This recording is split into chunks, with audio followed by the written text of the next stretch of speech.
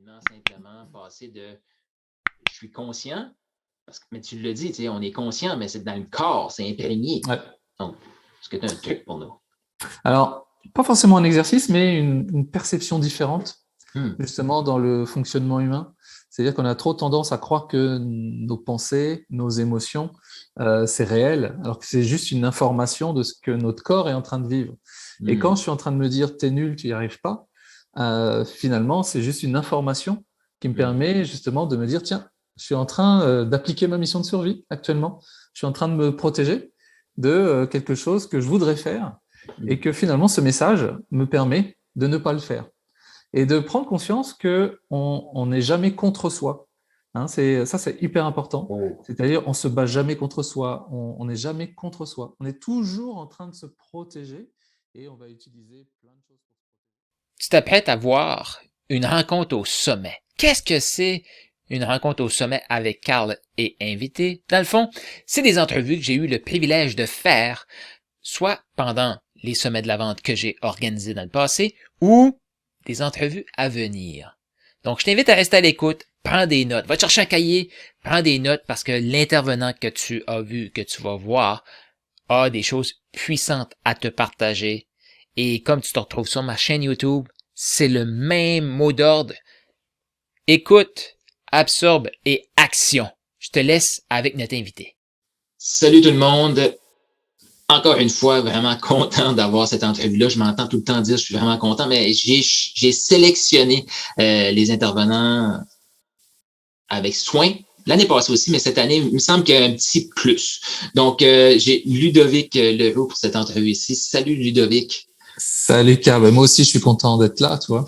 Ben, ça fait plaisir. Merci d'avoir accepté l'invitation. Et pourquoi je t'ai invité? Tu parles de je t'ai nommé dans mes communications Monsieur Pleine Confiance. Donc, on a déjà entendu pleine conscience, mais pleine confiance, puis on va pouvoir faire plein de liens avec tout ce qui est s'inspirer soi-même, inspirer le client et aussi comment continuer sur le long terme d'inspirer les gens à faire ce qu'on leur propose et tout.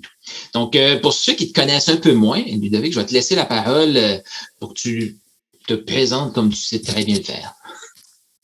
Avec plaisir. Écoute, moi, je suis un ancien timide, réservé et qui sentait au fond de lui qu'il y avait quelque chose d'autre, comme beaucoup de gens, je pense, sur cette terre qui avance, voilà, avec ses freins, ses limites. Et ça m'a amené justement dans une quête personnelle à mieux me comprendre à travers le cerveau, les neurosciences, et puis depuis 4 ans, à travers la neurobiologie, c'est-à-dire le lien entre le corps et le cerveau.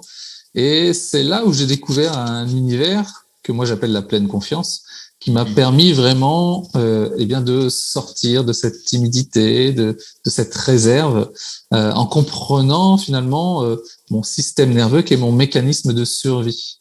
Et souvent, tu sais, les gens se demandent c'est quoi ma mission de vie.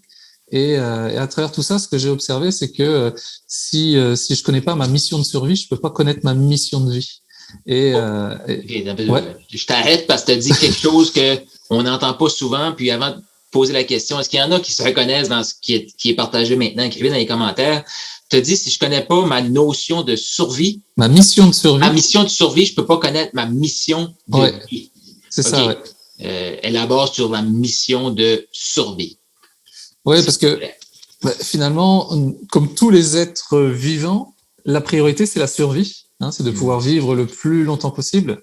Et on a tous, en quelque sorte, à travers nos expériences passées, des missions de survie, c'est-à-dire qu'est-ce que je dois faire ou ne pas faire pour rester en vie le plus longtemps possible. Par exemple, m'exposer, c'est peut-être quelque chose, moi, qui me fait très peur, et j'ai enregistré ça comme attention danger, donc je dois pas le faire. Donc ma mission de survie, c'est surtout me cacher, par exemple pour certaines personnes.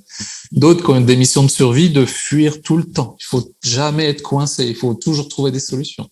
D'autres, leur mission de survie, ça va être d'être le plus fort, d'avoir le pouvoir, parce que c'est comme ça que j'ai l'impression que je vais vivre le plus longtemps possible. Et finalement, on se rend compte que c'est pour ça qu'il y a des personnes qui ont beaucoup d'argent mais qui sont malheureux.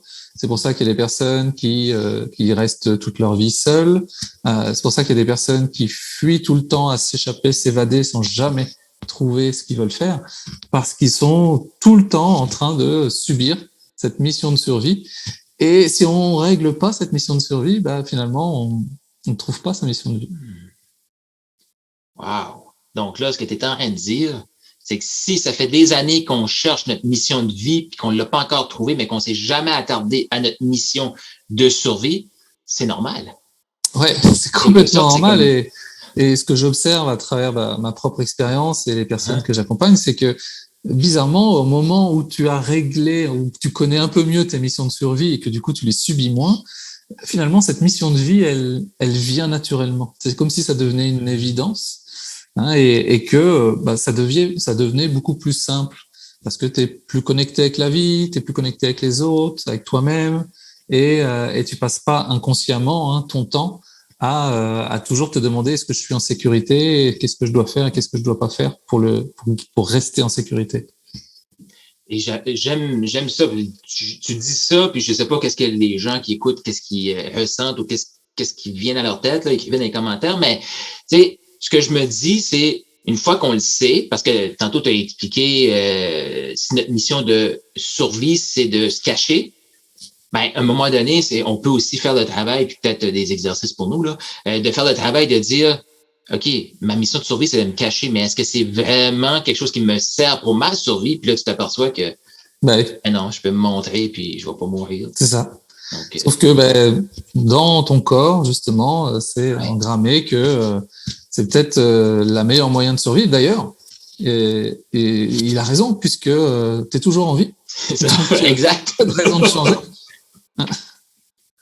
Exact. Et as-tu un exercice ou un truc à nous partager sur quelqu'un qui dit, ben oui, mais parce que je le sais, j'ai regardé tes vidéos et tout, là, que des fois, tu as des petits exercices qui nous fait comme, wow, OK, je viens de changer déjà. Je sais pas si tu as quelque chose que tu peux nous partager pour quelqu'un qui fait, OK, je comprends que ma mission de survie, c'est de me cacher. Mais je comprends aussi que si je veux aller jouer plus grand, je dois me montrer et je le vois autour de moi qu'il y a des gens qui se montrent puis ils meurent pas. Donc, comment rapidement, simplement passer de je suis conscient, parce que mais tu le dis, tu sais, on est conscient, mais c'est dans le corps, c'est imprégné. Ouais. Donc, est-ce que tu as un truc pour nous? Alors, pas forcément un exercice, mais une perception différente, justement, dans le fonctionnement humain. C'est-à-dire qu'on a trop tendance à croire que nos pensées, nos émotions, c'est réel, alors que c'est juste une information de ce que notre corps est en train de vivre. Et quand je suis en train de me dire t'es nul, tu y arrives pas, finalement, c'est juste une information qui me permet justement de me dire tiens, je suis en train d'appliquer ma mission de survie actuellement. Je suis en train de me protéger de quelque chose que je voudrais faire et que finalement ce message me permet de ne pas le faire et de prendre conscience que on n'est jamais contre soi. Hein, c'est hyper important. C'est-à-dire on se bat jamais contre soi, on n'est jamais contre soi. On est toujours en train de se protéger et on va utiliser plein de choses pour se protéger. Au final, nous, on n'aime pas ça parce que c'est pas ce qu'on voudrait. On a envie de rêver, on a envie de passer à l'action, on a envie de créer. Mais notre mission de survie, elle est là pour nous protéger. Et ça, c'est important parce que finalement, c'est une des plus grandes preuves d'amour aussi, et de se dire que je suis constamment en train de me protéger pour me maintenir en survie. Donc, si je commençais déjà à arrêter de me juger à travers tout ce que je me dis et juste écouter et de prendre l'information pour savoir dans quel état je suis actuellement, afin de pouvoir ensuite, avec toute cette connaissance, d'apporter mon soutien à cette survie pour la rassurer, plutôt que de dire putain, j'aime pas quand je suis comme ça. On n'y arrivera jamais en faisant ça. Puis Dieu sait qu'on est bon à se taper sur la tête pour dire je fais moins que rien parce que je pense comme ça. En tout cas, pour ceux qui nous écoutent, mais moi je suis excellent. J'étais vraiment excellent dans la matière avant, là, on travaille sur nous, puis on devient aussi la personne qui est capable d'observer ça et sans le juger, mais c'est là, puis de comprendre aussi pourquoi c'est là. C'est que des petits réflexes, réflexes comme ça. Et d'ailleurs, tiens, je vais reprendre une phrase que tu as dit, en changeant juste un mot. Vas-y. Et rien que prendre l'habitude de dire, plutôt que de dire je travaille sur moi, de dire je travaille avec moi. Et juste changer ce mot-là, déjà, ça change la perception parce que je prends ce qui vient plutôt que de me dire non, ça j'aime pas, ah ça j'aime, ça je ça je le garde, ça je le garde pas. Non, plus tu as cette perception qui est large, plus tu comprends les mécanismes qu'il y a derrière, et plus tu crées du lien avec toi-même. Je prends souvent l'exemple de la conscience. C'est comme si la Terre, imagine la Terre qui avait une conscience et qu'elle se regarde et qu'elle a le jour et la nuit en même temps, tout le temps en fait. Et il n'y en a pas un qu'elle préfère. Et puis en plus, le jour devient la nuit devient le jour. Et finalement, si on regarde la Terre, c'est toujours ça. Et nous, nos côtés négatifs, positifs, on a tendance à se battre alors qu'ils sont toujours là. Et plus on essaie de les comprendre en lien, et plus on avance avec soi-même. Merci pour cette prise de conscience-là. Parce que, puis qui aime la phrase « je travaille avec moi ». Moi, j'adore. Donc, merci pour cette simplicité que tu nous apportes. Donc, je comprends, j'aime la perspective aussi de dire, bon, mais c'est comme ça, c'est pas pour me taper dessus, puis de comprendre aussi notre mission de survie. Maintenant, ça va plus à la mission de vie, parce qu'il y a des gens, des entrepreneurs qui sont ici, puis ils disent, ben moi, ce que je veux, puis on parle d'inspiration d'achat ici, donc comment, puis c'est quelque chose qu'on avait discuté juste avant l'entrevue, là, mais faire le lien entre...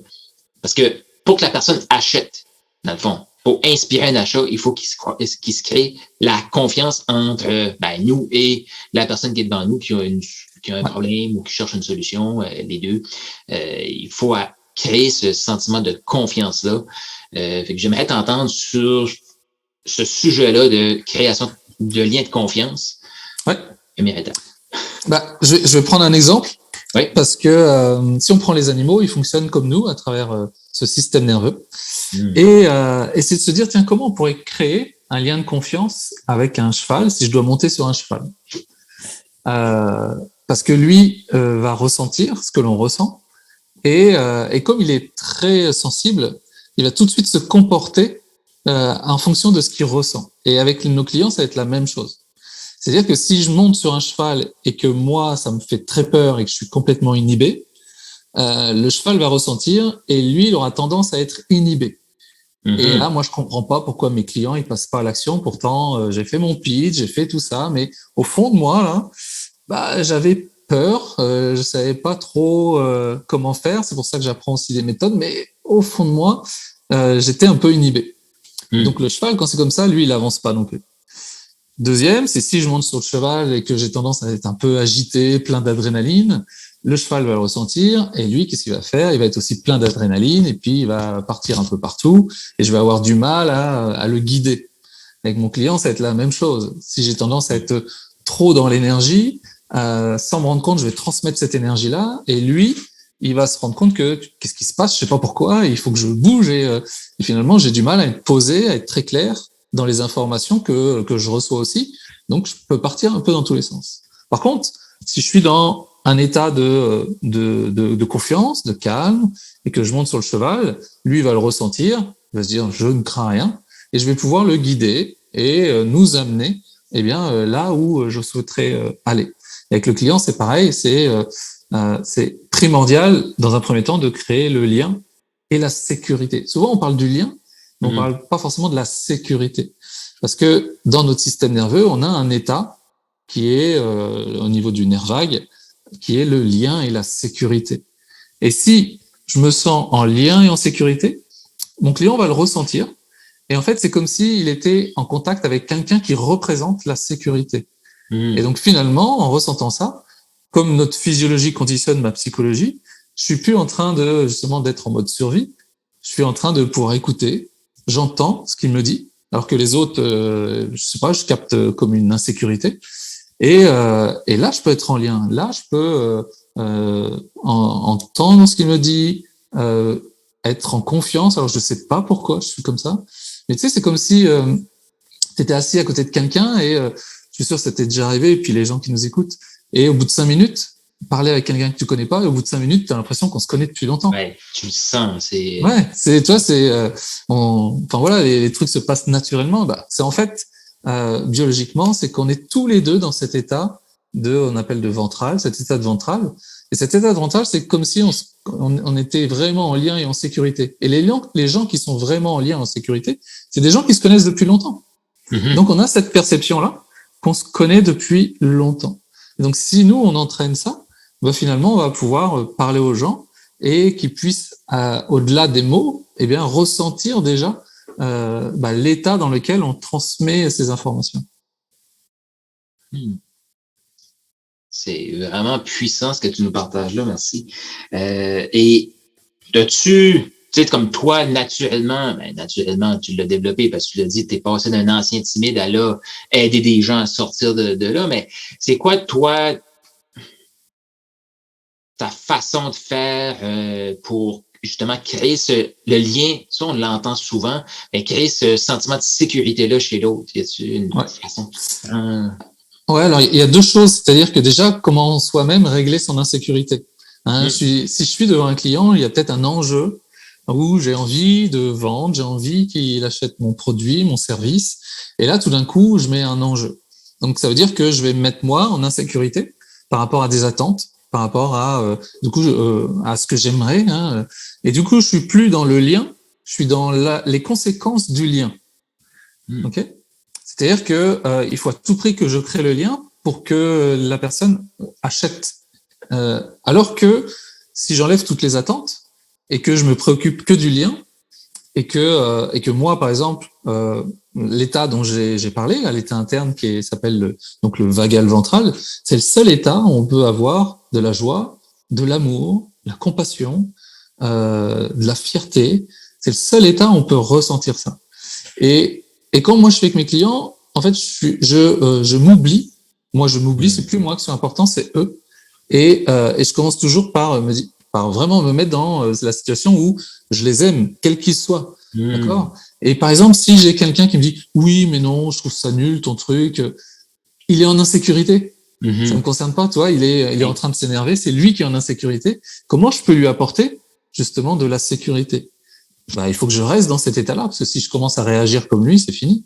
Donc, c'est toujours se dire comment je peux être au service d'eux. Souvent, on le dit, ça, comment être au service d'eux. Ouais. Mais avant d'être au service d'eux, il faut que je sois dans l'état qui me permet d'être au service d'eux.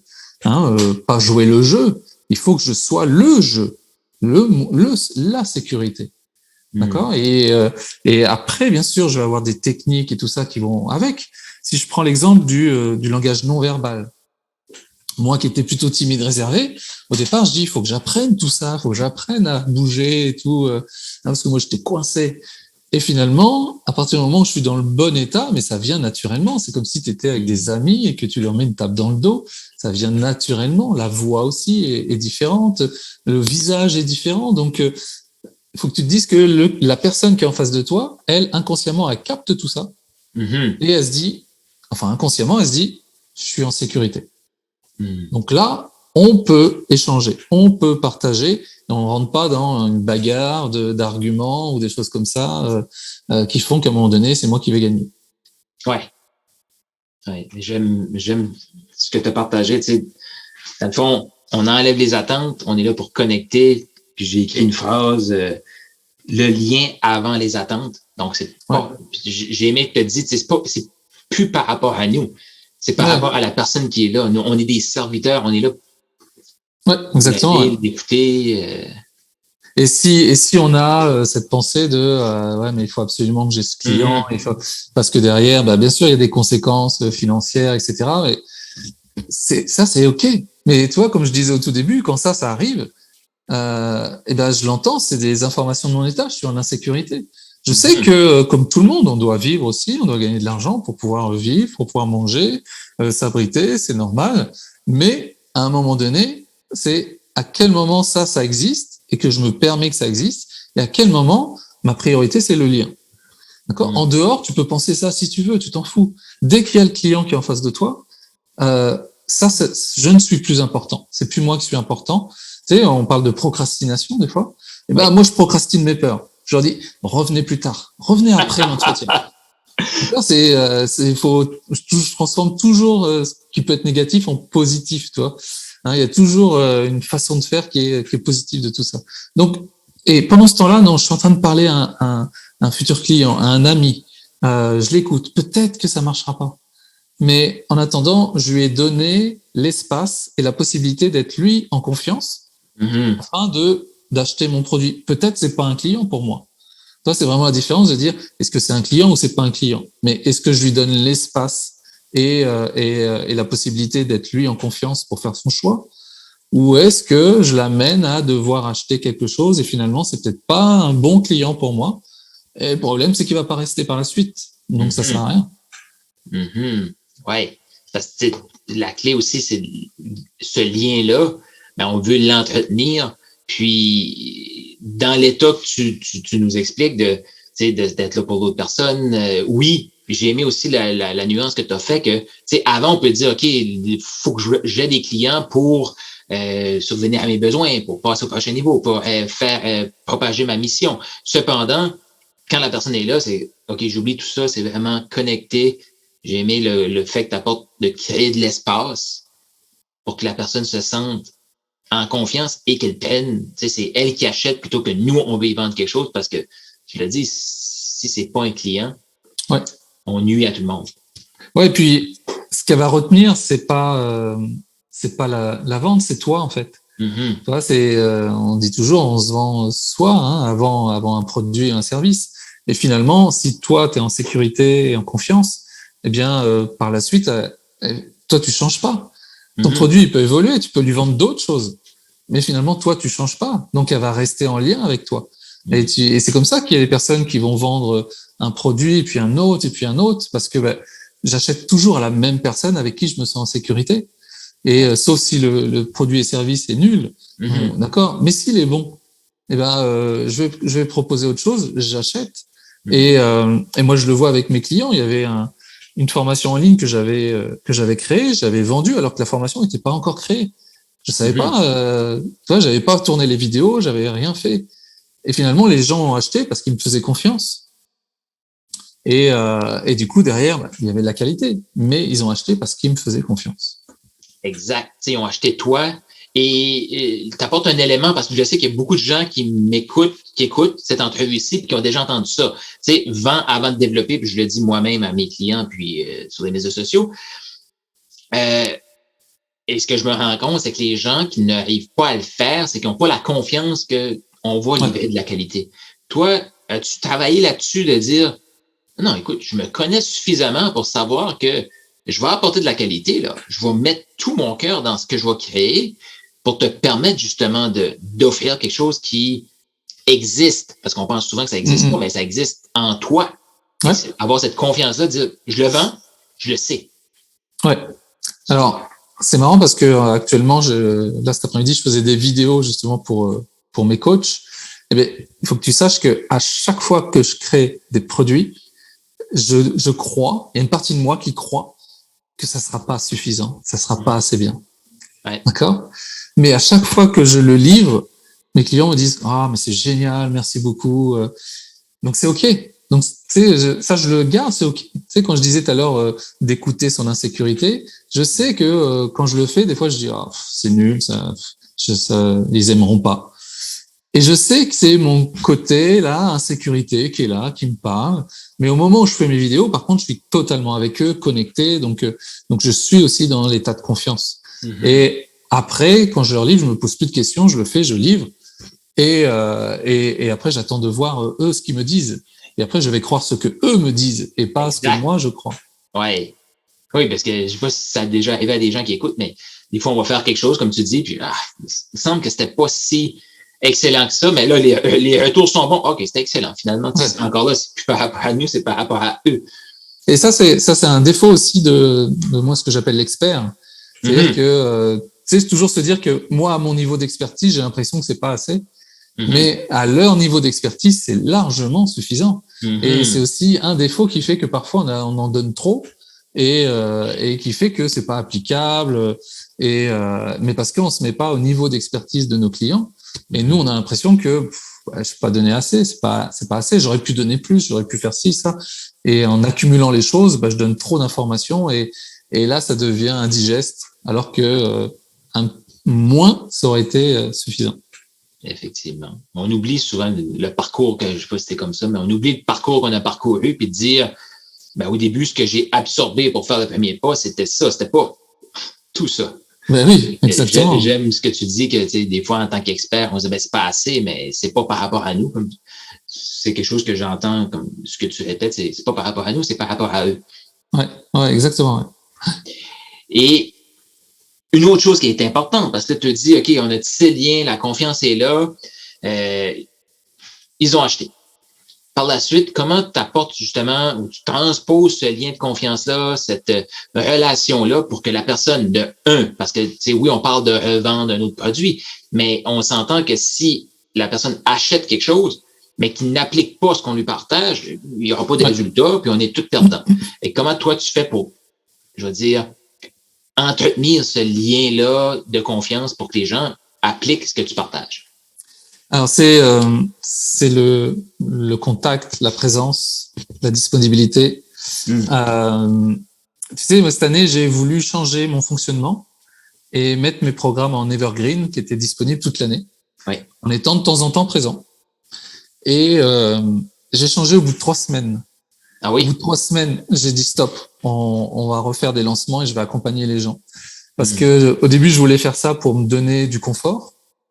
Et finalement, même moi, je me suis dit, ben oui, mais je suis pas au contact des gens. J'ai envie d'être avec leur contact, toi, de les suivre chaque semaine. Et c'est ça le plus important, c'est comment je peux être une ressource pour eux, hein, plutôt qu'une menace, hein, parce que tout est ressource-menace dans la vie. D'accord? Soit je perçois la personne comme une ressource, et rien que psychologiquement, savoir que cette personne est là si j'ai besoin, ou une équipe de coach, ou enfin bref, il y a des personnes qui sont là et que je suis pas tout seul dans la formation, dans le produit. Même quand je faisais du coaching, je donnais aux gens, ils avaient la possibilité de me contacter quand ils voulaient, par mail, de m'envoyer un message. J'ai eu 0 personnes qui m'ont harcelé. Personne. C'était juste. Il y a des bons clients, c'est. Mais c'est ça. C'était juste psychologique. Tu sais que là, si tu as besoin, je suis là. Ça arrivait de temps en temps, mais eux savaient que j'étais une ressource pour eux. Alors que parfois on peut devenir une menace, et notamment quand on est un expert. C'est-à-dire que quand je te donne un exemple, j'ai une cliente qui fait du pilates et elle monte des exercices où c'est une ancienne danseuse étoile, donc elle est très souple et elle monte des exercices où elle est très souple. Et je lui disais, mais arrête de nous montrer ça. Moi, quand je vois ça, je dis, mais j'y arriverai jamais à son niveau. Et tout d'un coup, ça devient une menace parce qu'elle me renvoie mon incapacité à pouvoir faire ce qu'elle fait. Et je me sens en insécurité par rapport à ça. Donc, j'ai pas envie d'embarquer dans son programme parce que je ne saurais pas faire ce qu'elle fait. Et elle fait parce que c'est naturel chez elle. Elle montre tout ce qu'on peut faire, mais c'est trop haut par rapport à moi, ma capacité. Je serai jamais client si elle me montre ça. Donc, tout d'un coup, ça devient une menace parce que c'est comme si elle était à un niveau que je pourrais jamais atteindre. Donc, alors qu'elle a plein de choses à m'apporter. Donc, toujours se demander, est-ce que je suis une menace ou une ressource? Et comment je peux devenir une ressource avec justement la disponibilité. Moi, j'aime bien la surprise, surprendre mes clients. Je leur donne des bonus, des cadeaux. C'était pas prévu. Je leur du fun aussi dans ce qu'on fait. Ça doit être ludique, ça doit être sympa. Ils doivent venir avec plaisir et pas en se disant allez, je vais encore travailler sur moi, toi. Non, je vais travailler avec moi et puis avec lui et avec les autres et on est ensemble et d'avoir cette capacité à être en lien avec un groupe aussi. Donc comment créer des liens avec ce groupe, les faire travailler ensemble, leur proposer. Moi, quand c'est dans mes formations, j'ai un webinaire par semaine, mais on est dispo par mail tout le temps. Donc, et on répond très vite. C'est-à-dire qu'ils se rendent compte que très rapidement, ils peuvent compter sur nous. Puis, tu apportes vraiment beaucoup de clés ici. T'es allé, parce que quand tu as parlé de ton Evergreen, tu le faisais pour toi. Et même, ce que j'ai entendu, ce que tu as dit, tu l'as même pas fait pour toi. Tu l'as fait pour une idéal qui t'appartenait pas parce que très vite, tu t'es rendu compte que non, si je le fais pour moi, là, je veux cette connexion-là. Puis on parle d'intimité de masse pendant le sommet de la vente parce qu'il y a une masse, il y a un bruit. Comment qu'on fait pour créer cette intimité-là? Fait que j'aime ça de, tu sais, il y avait l'idéologie parce qu'on veut tout ça, un evergreen, l'argent entre, mais au final, pourquoi on fait ce qu'on fait? La connexion, ce qui est là. Donc, j'aime ta réflexion que tu nous partages parce que je suis convaincu que il y a plein de gens qui sont dans cette situation-là qui disent il faudrait que je fasse ça en evergreen, mais finalement, c'est vraiment ça que je veux. Tu sais. Puis, ce que je retiens aussi, que j'adore de ce que j'ai entendu, c'est tu as eu l'idée, tu t'es lancé, puis après 3 semaines, tu as fait oh, stop! Qu'est-ce C'est qui ça. t'a donné cette liberté-là? J'adore. Ouais, moi je suis toujours dans laisser l'erreur. Hein, Ouais. c'est j'essaie et puis on verra bien. Et après, plutôt que le résultat en lui-même, parce que j'ai vendu des programmes, hein, comment moi je me sens, toi, chaque jour à travers ça. Et non, je ne le sentais pas. Fallait que je revienne à quelque chose qui soit plus agréable pour moi et plus efficace pour mes clients. Et ça, je vais te partager une anecdote aussi. Moi, j'appelle ça la méthode Sony. Pourquoi Sony? Sony, S-U-2-N-Y. Okay. Sony, c'est un marchand. Il a une boutique de costumes sur mesure en Thaïlande, à Bangkok. Il existe vraiment. Okay. Et une fois, je suis allé à Bangkok. Je voulais pas du tout acheter de costumes et je sais pas pourquoi. Je dis bon, on va aller voir. Et la méthode Sony, c'est quoi? C'est un gars qui est, c'est un Pakistanais. Hein, au Bangkok, il y a beaucoup de Pakistanais qui ont dans ces magasins-là. Et le gars, il sourit jamais. Il est grand, costaud, il sourit jamais. Mais par contre, c'est lui qui t'accueille. C'est lui le chef de la boutique et tout ça. C'est lui qui t'accueille. C'est lui qui va prendre les mesures. Toujours. Tous ses clients, c'est lui qui prend les mesures. Et après, il te donne à son équipe. Et c'est lui qui, à la fin, te donne le costume et te dit au revoir. Et en même temps, te raccompagne à la porte, ouvre un placard et offre un cadeau à ta femme, un foulard en soie. Et jamais il sourit, mais il est toujours là au moment où c'est le plus important. Tu vois? Et moi, j'ai appelé ça la méthode Sony, parce que si tu vas sur TripAdvisor, sur son magasin, sur plus de 4000 commentaires, je crois, il a 98% de très satisfaits. Mais parce qu'il est toujours là où c'est le plus important pour ses clients. Ouais. Même si c'est une tâche qui est simple, qui est banale, finalement, les mesures, c'est le plus important, parce que sinon, après, ça perd du temps et tout ça. Et donc, il est toujours là où c'est le plus important pour les clients. Créer la confiance tout de suite. Exact. Assurer la confiance avec les mesures, et on se dit, c'est le chef qui prend, donc on se sent en confiance. Et après, on se laisse aller, vraiment. Il vient de temps en temps regarder, il fait un petit geste, il dit, c'est bon, le chef a validé. Et en repartant, le cadeau à la fin, la cerise sur le gâteau. Et ça fait 10 ans que j'en parle, tu vois. Mais c'est ça, tu l'as dit, tu sais, à chaque moment clé du processus où tu aurais pu dire je suis pas certain, je me pose des questions, insécurité, boum, il est là. Ouais. Mais là, la question, t'as acheté le costume? Ouais, c'est sûr. Ouais. Exactement, et j'ai racheté. Ah oui. Et c'est top, parce qu'on en reparlait. J'ai racheté des chemises sur mesure. Maintenant, comme ils ont mes mesures, je peux les faire venir. Ils peuvent les faire là-bas et ils me les envoient. Donc là, j'ai pris quelques kilos, donc il faut que je refasse, mais... Il va falloir que tu retournes à Bangkok, prendre d'autres mesures ou revenir au poids initial. Exactement. Merci beaucoup, Ludovic, pour tout ce que tu nous as partagé. J'ai le goût de lire ceux qui sont là. C'est quoi le mot que vous retenez de cette entrevue-là? Puis avant de te laisser le mot de la fin, les gens peuvent te rejoindre ou te suivre où? Alors, il y a sur les réseaux. Okay. Sur les réseaux, Instagram avec Ludovic Leroux, sur Facebook avec le club Pleine Confiance. Et puis, il y aura dans l'année des événements qu'on va créer pour ceux qui veulent aller plus loin et apprendre à se mettre en pleine confiance. Parfait, merci beaucoup. Donc, Facebook, Instagram, Ludovic Leroux ou un autre média social qui a ressorti beaucoup pendant les entrevues, c'est Google. Ouais, c'est ça. Ludovic Leroux sur Google, puis ça va sortir, j'imagine. Donc, exactement.